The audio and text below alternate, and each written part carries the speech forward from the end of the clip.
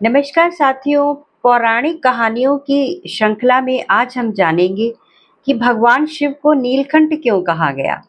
समुद्र मंथन के समय ऐसा क्या हुआ था कि पूरा ब्रह्मांड थम गया और देवताओं से लेकर दैत्यों तक सबकी नजरें सिर्फ महादेव पर ही टिक गई थी। समुद्र मंथन की भूमिका को हम नकार नहीं सकते, उसके लिए हमें समुद्र मंथन को भी समझना पड़ेगा। एक समय ऐसा आया था जब देवता और असुर दोनों ही अमृत प्राप्ति के लिए एक साथ आ गए थे।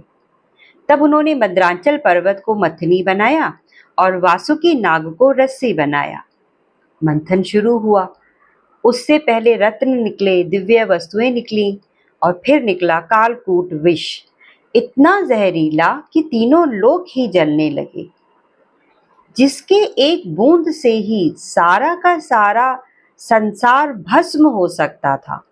तब कौन था जिसने उस विष को अपने अंदर धारण किया ताकि इस होने वाली प्रलय से वो इस संसार को बचा सके। समझते हैं शिव का त्याग और उनके नीलकंठ बनने की कहानी को। उस समय में देवताओं ने भगवान विष्णु से प्रार्थना की कि प्रभु हमारी रक्षा कीजिए। तब उन्होंने विष्णु भगवान ने सभी लोगों को भगवान शिव के पास जाने के लिए कहा।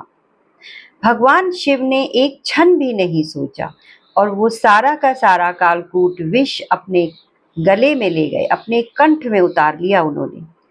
परंतु ना उन्होंने उसको निगला ना उगला, उसको उन्होंने अपने गले में ही रोक लिया और गले में रोकने के कारण गला उनका नीला पड़ गया, इसीलिए उनको नीलकंठ कहा गया।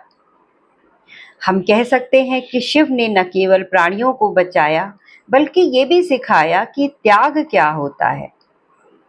आइए इसके प्रतीकात्मक अर्थ को भी समझते हैं। विष क्या है?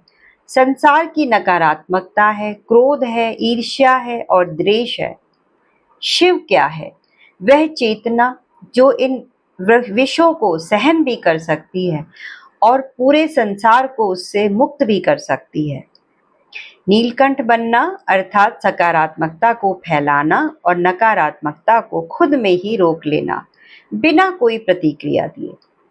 आज के संसार में भी यदि हम इस गुण को सीख लें, शिव के इस गुण को हम सीख लें, तो हम काफी सारे विषयों को हम पचा सकते हैं।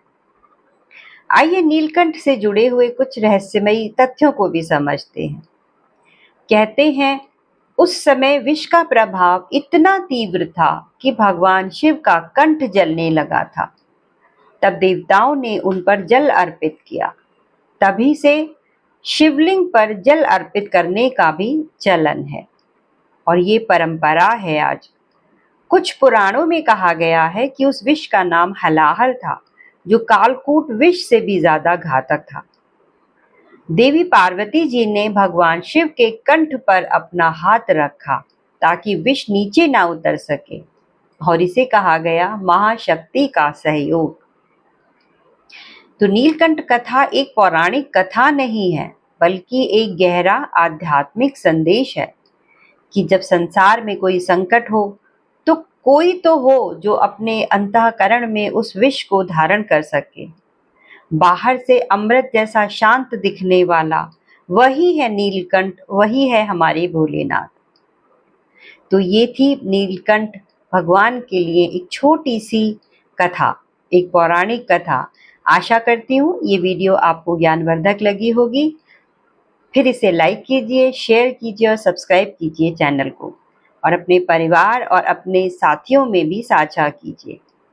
ऐसे ही महत्वपूर्ण विषयों पर आगे भी जानकारी प्राप्त करने के लिए मेरे चैनल को सब्सक्राइब करना ना भूलें। आपका दिन शुभ रहे। नमस्कार।